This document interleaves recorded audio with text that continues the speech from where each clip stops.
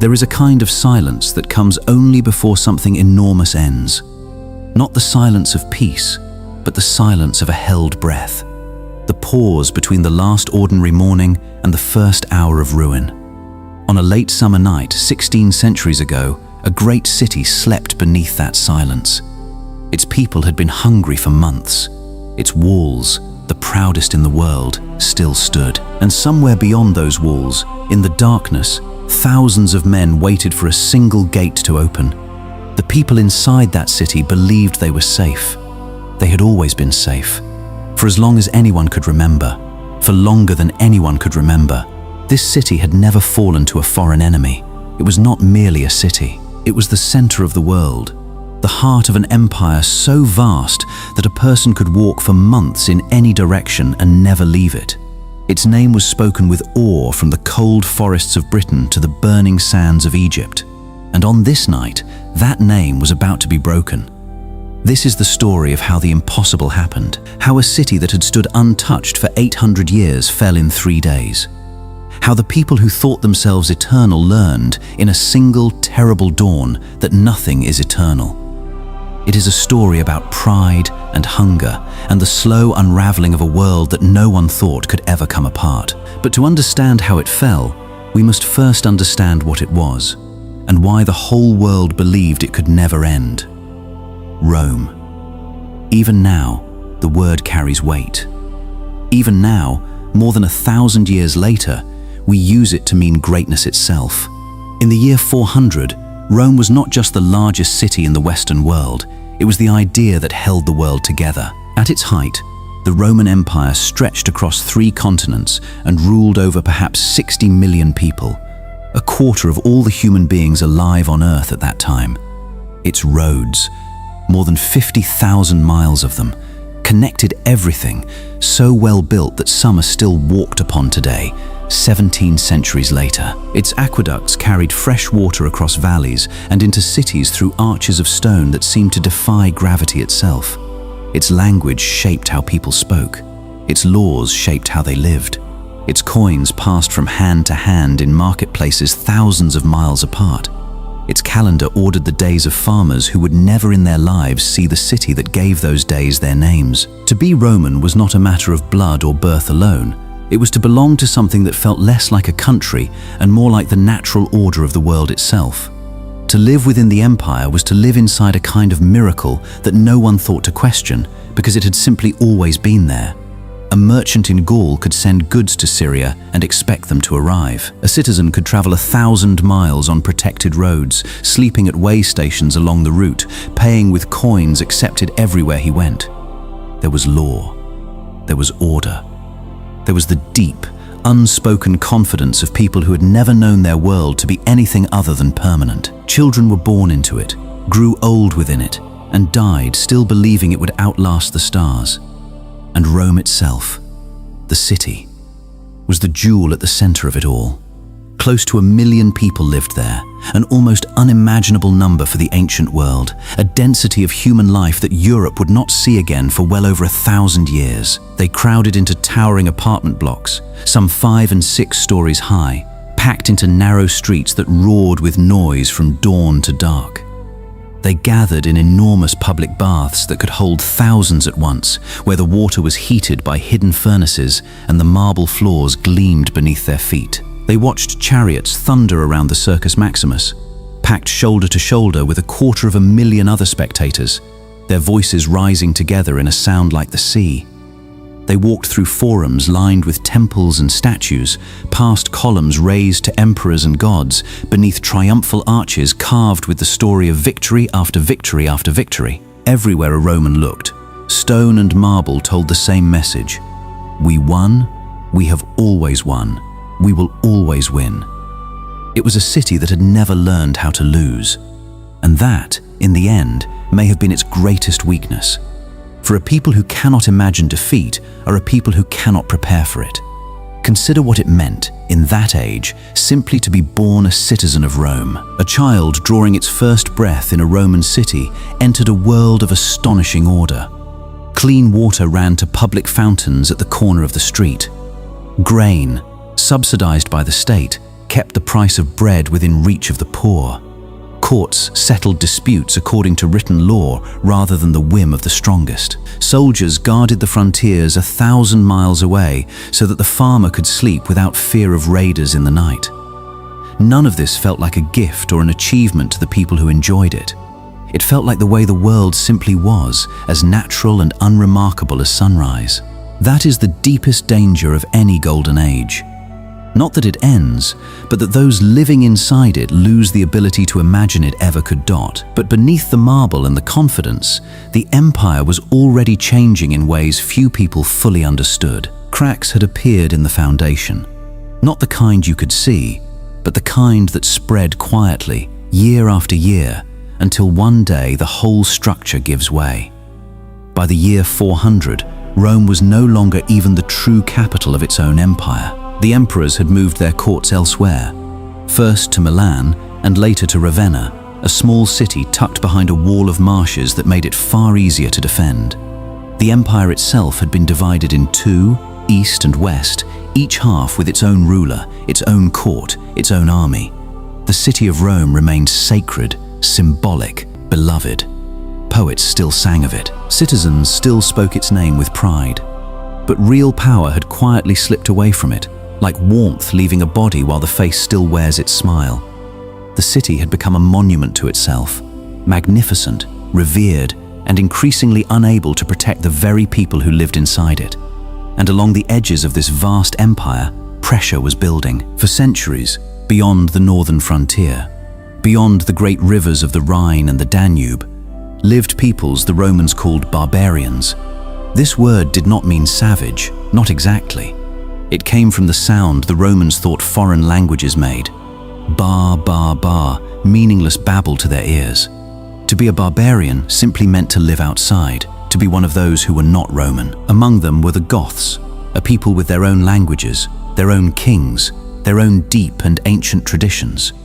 For generations they had lived alongside the empire, sometimes trading with it, sometimes raiding it, and very often serving inside its armies as soldiers. The Romans had always assumed they could manage these peoples the way they managed everything else. Buy them when it was cheaper to buy them, fight them when it was necessary to fight them, absorb them, divide them, push them back behind the rivers. It had worked for hundreds of years.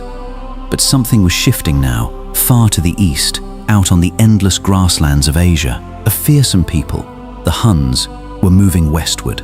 Swift, merciless horsemen who drove other peoples before them like a wave pushing everything toward the shore. And so, in the year 376, something happened that had never happened before in all of Roman history. An entire nation of Goths.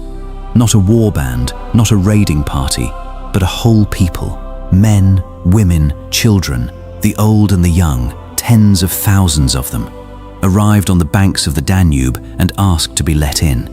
They were not there to conquer. They were refugees, fleeing something they feared more than they feared Rome. They stood on the far bank with their families and their belongings and begged for shelter inside the empire. The Romans agreed. On its surface, it seemed like an opportunity rather than a threat. New subjects to tax, new soldiers to recruit, new hands to work the land. But what should have been an act of mercy became, through greed and cruelty, a catastrophe. The Roman officials placed in charge of settling the Goths were corrupt to the bone. They withheld the food that had been promised. They exploited the desperate newcomers without shame, reportedly selling them dog meat at ruinous prices when nothing else was left, and, most terrible of all, trading scraps of food in exchange for Gothic children who were carried off into slavery. Try, for a moment, to imagine the desperation behind such a bargain. To be a parent, standing in the mud of a refugee camp, your children crying from hunger, and to be offered a choice no human being should ever face: hand over one child so that the others might eat. This was not a story the Romans liked to tell about themselves later. But it happened, and in the hearts of the Goths, it planted a seed of rage and grief that would grow, quietly and steadily, for an entire generation. The Goths, pushed past the limits of what any people can endure, rose in revolt. and in the year 378, near the city of Adrianople, they met a Roman army led by the Eastern Emperor himself, a man named Valens. What happened on that field shocked the entire Roman world to its core. The Roman army, the most disciplined, most feared fighting force the world had ever known, was not merely beaten, it was destroyed. Tens of thousands of Roman soldiers died in the space of a single afternoon. The Emperor Valens died with them. His body was never found. Some said he was carried, wounded, into a small farmhouse, and that the Goths, not knowing who was inside, set it ablaze and burned him alive without ever learning they had killed an emperor. Adrianople was far more than a lost battle. It was a crack in the very idea of Rome. For the first time in living memory, the barbarians had beaten Rome not in a raid, not in a skirmish, but in a full and open battle. And, more dangerous still, they knew it. The spell of Roman invincibility, which had held the whole world in awe for centuries, had been broken in a single day. Once a people learns that the thing they feared can be beaten, they can never quite unlearn it. And among the young Goths who survived that day and carried its memory forward was one who would, decades later, bring that lesson all the way to the gates of Rome itself. His name was Alaric. Alaric was born around the time of that great victory at Adrianople into a people who had won their freedom through blood and who never once let themselves forget it. He grew up in the strange space between two worlds, inside the Roman world, yet never fully of it.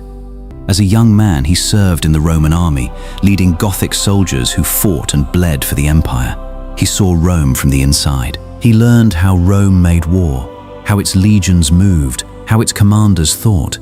He learned its enormous strengths.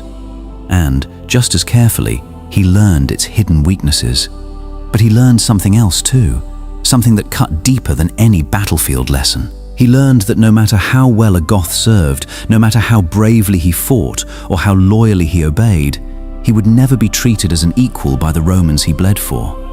There was always a ceiling. There was always a door that would not open. For an ambitious and proud man, that discovery is a slow poison.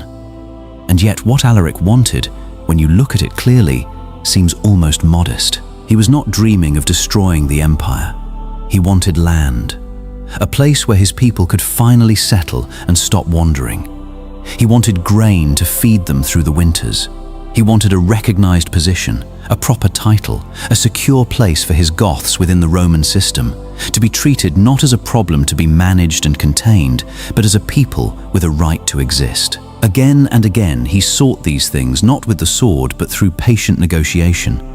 And again, Rome promised him what he asked, then delayed, then quietly broke its word. For years, a strange and tragic dance played out between Alaric and the Western Empire. Threats, talks, broken agreements, brief wars, uneasy truces. And at the center of it, standing between Alaric and catastrophe, was another remarkable man, a Roman general named Stilicho. Stilicho was himself half barbarian by blood, the son of a Vandal father, and yet he had risen through sheer ability to become the most powerful man in the Western Empire, supreme commander of its armies and guardian of its young, weak emperor, Honorius. Stilicho understood the Goths in a way that few pure-blooded Romans ever bothered to. He knew they could not simply be wished away. Several times Stilicho marched against Alaric, and several times he defeated him in the field. But each time, curiously, he stopped short of destroying him. Some believed Stilicho was keeping Alaric alive deliberately, a useful weapon to be aimed at rivals when the moment came. Others believed something more thoughtful, that Stilicho, half barbarian himself, understood that Romans and Goths might one day have to share a world, and that annihilation solved nothing.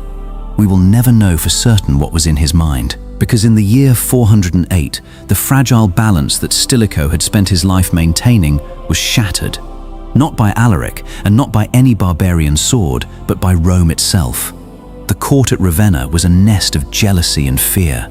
It was full of men who hated Stilicho, who resented his power, who despised his barbarian blood, who wanted his position for themselves. They poured poison, drop by drop, into the ear of the Emperor Honorius, a ruler as weak and fearful as he was vain.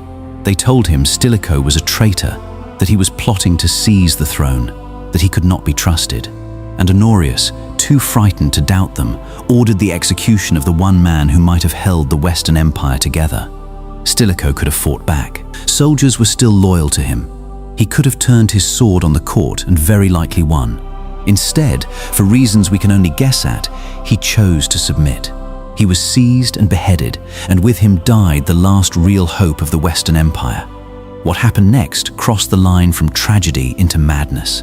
In the wave of anti-barbarian hatred that followed Stilicho's death, Roman soldiers and mobs turned upon the families of the Gothic troops who served loyally in the Roman army. The wives, the children, the elderly parents who lived within the Roman cities.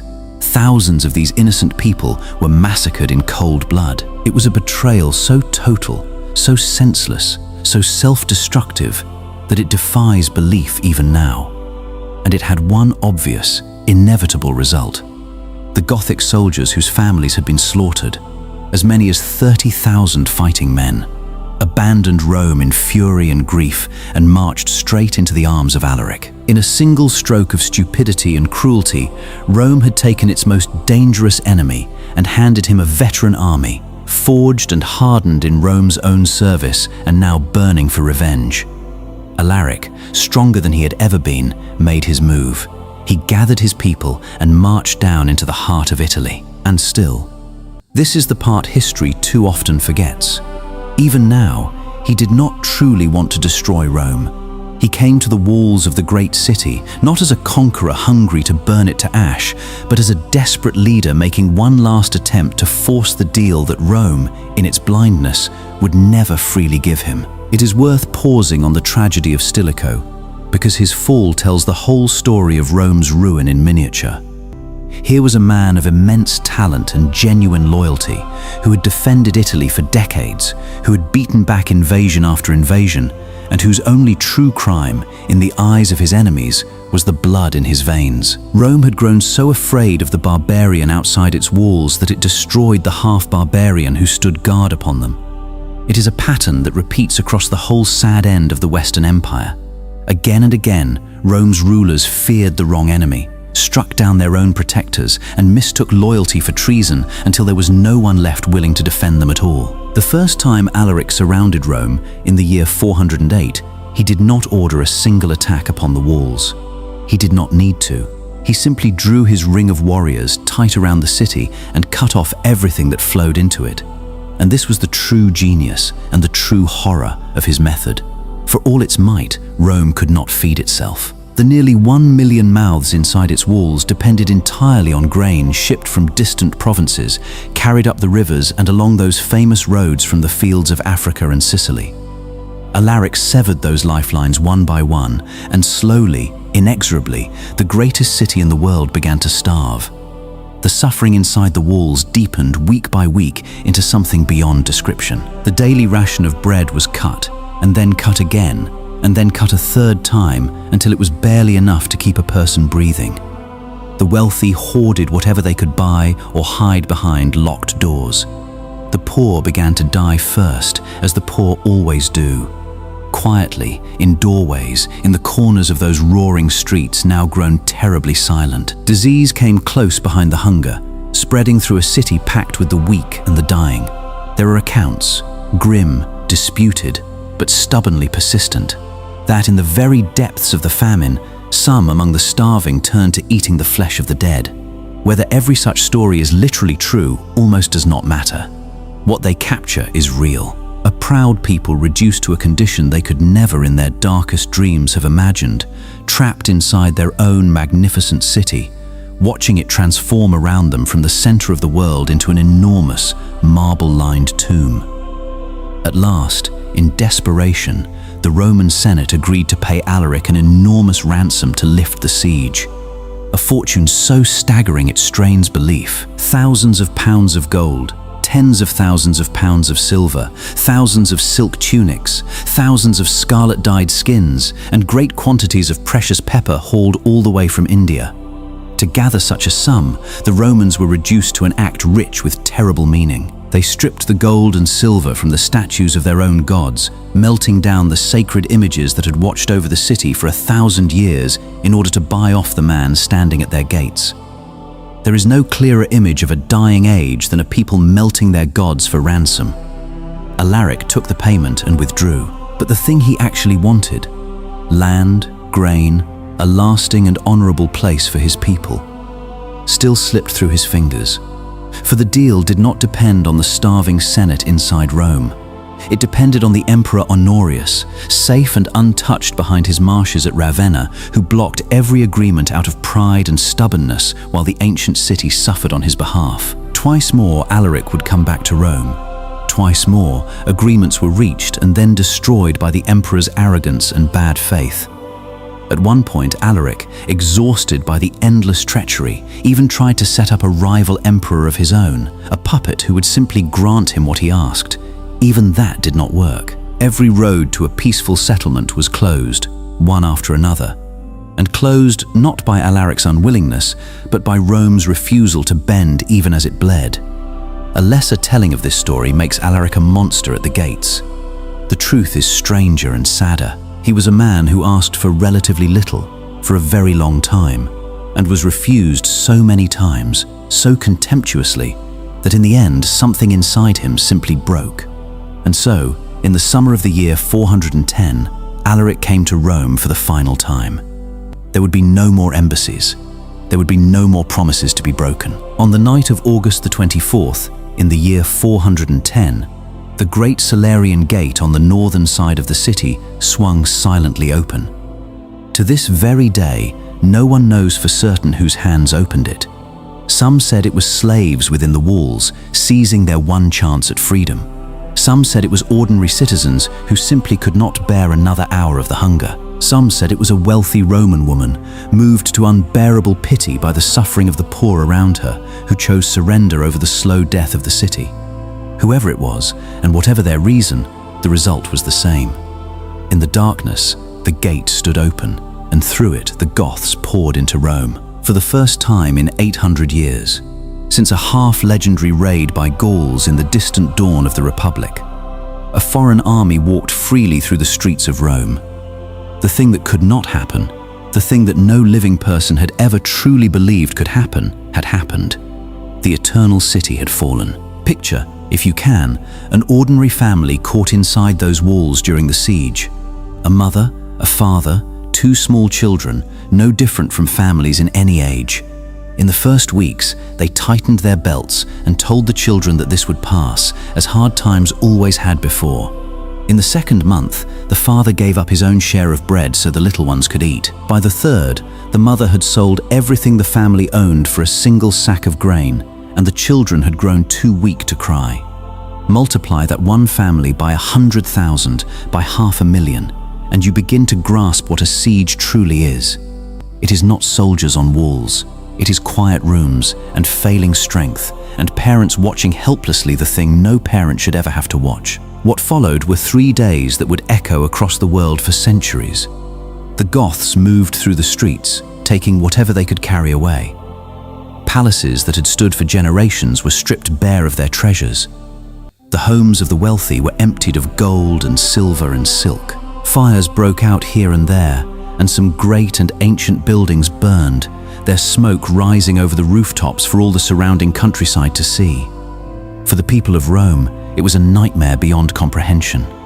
The rich made suddenly poor, the powerful made utterly helpless, senators and noblewomen fleeing on foot through the very streets they had once ruled like gods. And yet, and this is one of the strangest truths of that terrible time, by the brutal standards of the ancient world, the sack of Rome was remarkably restrained. Alaric was a Christian, and so were a great many of his Goths, and he gave firm orders that the two greatest churches of the city, the basilicas of St. Peter and St. Paul, were to be treated as places of absolute sanctuary. Anyone who fled there, Roman or Goth, Christian or pagan, was to be spared and left unharmed. And so, amid the looting and the fear, there were scenes that no one could have predicted. Gothic warriors, swords still in hand, escorting terrified Roman citizens safely through the chaos to the shelter of the churches, guarding them against harm. There was violence in those 3 days, and there was suffering, and there was real and lasting loss. It would be wrong to make it gentle. But there was not the total, indiscriminate massacre that so often drowned a conquered city in blood in that age. After 3 days, Alaric ordered his people to gather what they had taken and to leave. He had not come to erase Rome from the earth. He had come to prove a single, devastating point, and he had proven it beyond all argument. Rome could fall. Rome had fallen. The world would never be able to pretend otherwise again. The material damage, in the end, was not the deepest wound. Buildings can be repaired. Looted treasure can be replaced in time. The true devastation was something that could never be seen with the eyes or rebuilt with human hands. It was the shattering of an idea. For 8 centuries, the world had rested upon a single unspoken certainty: that whatever else might change, Rome endured, Rome remained, Rome was eternal. And now that certainty lay in ruins in the streets alongside the broken statues, when the news traveled outward to the far corners of the empire, people met it first with flat disbelief and then with horror. In distant Bethlehem, an old scholar named Jerome bent over his desk translating the scriptures, heard the news and set down his pen and wept, unable to work. He wrote that his voice failed and sobs broke his words. He wrote that the whole world had died in the death of a single city. If Rome could fall, then nothing anywhere was truly safe. Nothing was permanent. The unthinkable had simply become true, and everyone who heard it understood, in that moment, that the ground beneath their own feet was not as solid as they had always believed. Alaric himself did not live to enjoy the victory he had spent his whole life fighting toward. Within a few months of the sack, he was dead. Not in battle, but of a sudden illness, as he led his people south through Italy. His grieving Goths, the story goes, buried him in a manner fit for a king who had humbled the masters of the world. They forced captive laborers to divert a river from its course, and in the dry bed beneath the waters they dug his grave and laid him there with a share of Rome's treasure. Then they let the river flow back over him, hiding his resting place for all time. And so that the secret could never be told, the captives who had done the digging were put to death. Somewhere beneath the waters of a river in southern Italy, the man who took Rome sleeps still, undisturbed and undiscovered to this very day. The fall of Rome in the year 410 did not, in truth, end the Roman Empire overnight. That is one of history's quiet surprises. The Western Empire limped onward for another 66 years, growing ever weaker, losing province after province, shrinking like a shadow at evening, until at last, in the year 476, the final emperor of the West, a mere boy who bore, with bitter irony, the grand old names of Rome's founder and its first emperor, Romulus Augustulus, was quietly set aside from a throne that no longer meant anything. And this time, no one even bothered to name a successor. The end, when it truly came, was not a thunderclap or a screaming battle. It was a whisper. It was an empty chair that no one troubled to fill. But out of the ashes, something unexpected survived. Not stone, but thought. In the shock that followed the sack, a bishop in North Africa named Augustine sat down to make sense of the unmakeable. If Rome was eternal and Rome had fallen, then where was there anything left that a human being could truly trust? His answer grew into one of the most influential books ever written by human hands. A long meditation on the difference between the fragile cities that men build out of stone and pride, which always fall, and another kind of city, which he believed could never be shaken. Out of catastrophe came reflection. Out of the ruin of one certainty came entirely new ways of thinking about what lasts and what does not. And perhaps that is the truest and most lasting lesson the fall of Rome leaves for us 16 centuries later. It is not simply that empires end, though they always do, every one of them, without exception.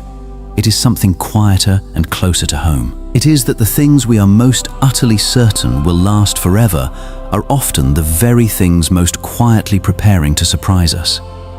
The people who slept beneath that silence on that late summer night could not imagine a world without Rome, any more than we can easily imagine a world without the certainties we have inherited. And they were wrong, as every generation that has ever believed itself eternal has, in the end, always been proven wrong. The walls we trust, the certainties we are born into, the permanence we simply assume without ever questioning it. all of it rests upon ground far softer than we let ourselves know. Rome does not ask us to live in fear of that truth. It asks only that we look at it clearly, with humble and open eyes, that we love what we have while we have it, and never mistake the ordinary morning for a promise. Because the morning always feels ordinary. It felt ordinary to them, too, right up until the moment the gates swung open in the dark.